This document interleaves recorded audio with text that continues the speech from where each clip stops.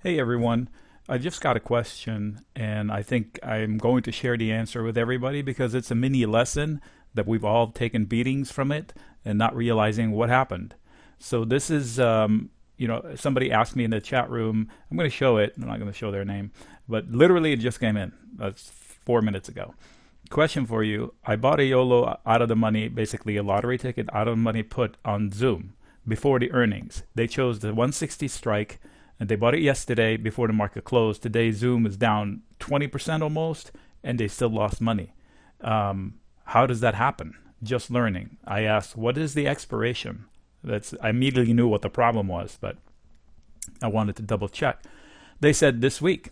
Okay, I will do a video to explain it. So here we go. This is the contract in question. Literally, Zoom fell 19% earlier, maybe even 20% on really good news. They chose puts, but they chose this one, right? And they're down 70% on what it was yesterday at the close.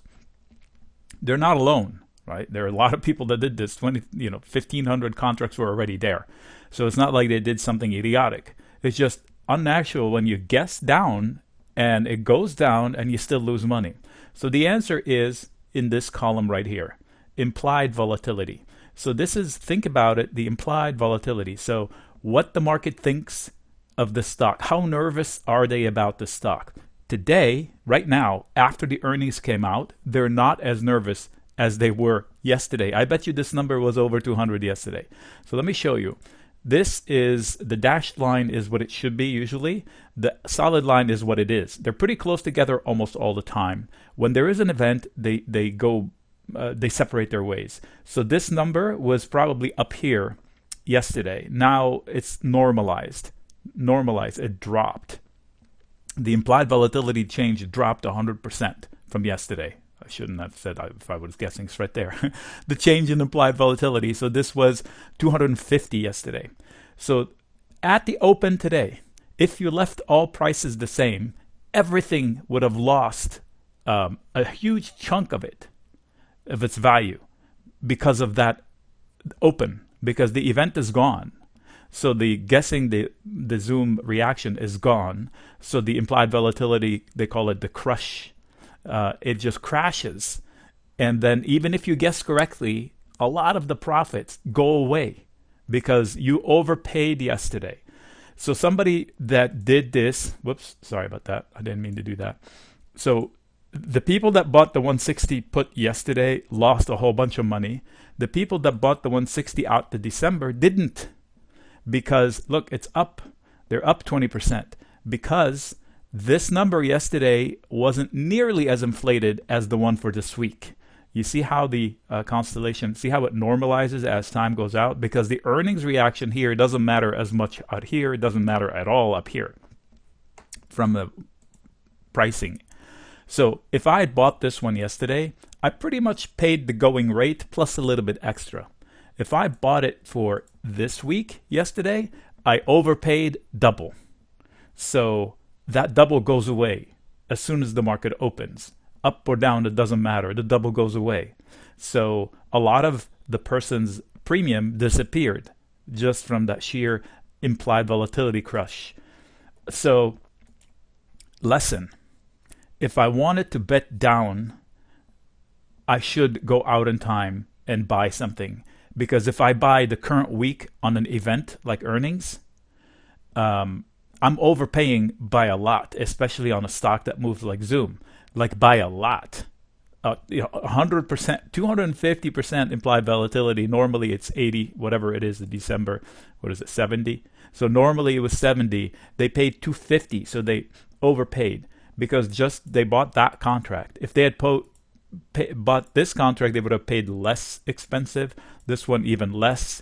This one almost normal. Those who paid this one, the implied volatility was only 13% inflated yesterday. Only 13%.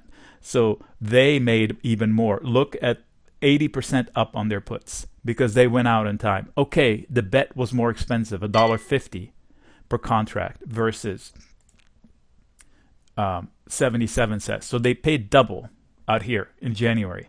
It would have cost a double to make the same bet, but they had better results.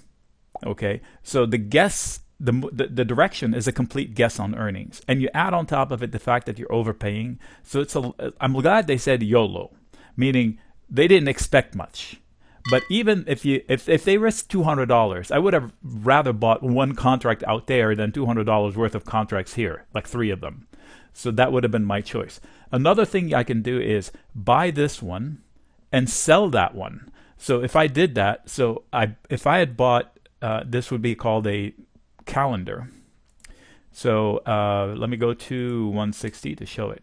So if I did this one yesterday, I bought this one and then I sold the one that's expensive. Why would I want to do that? Because it was super expensive, right? So why don't I sell it? So it would look like this. If I bought the one I wanted to buy and then I sell the one that was expensive yesterday, this would have brought me profits because I would have sold it, and today it's a lot cheaper. 50 cents would have immediately become available to me as profits.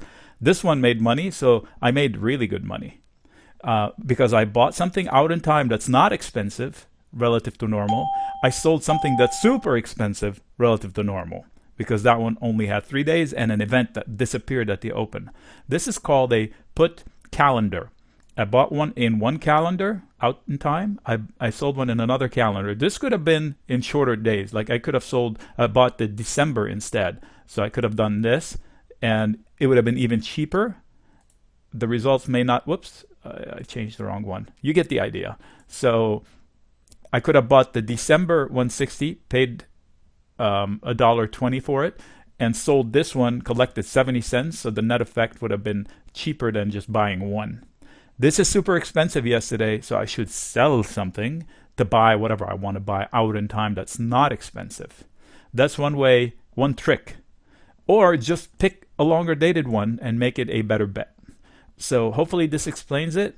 Options are tricky. They're not rocket science, but the basics are, they work.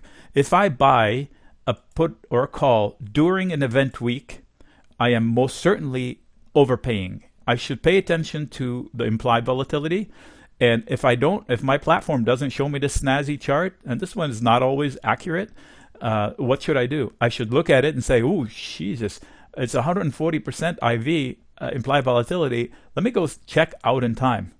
Oh, 60. Yeah, that's cheaper relative to normal rate. So it's more expensive dollar terms, but it's cheaper per unit. So I'm buying a better value. I hope that makes sense. All right, Nick signing out.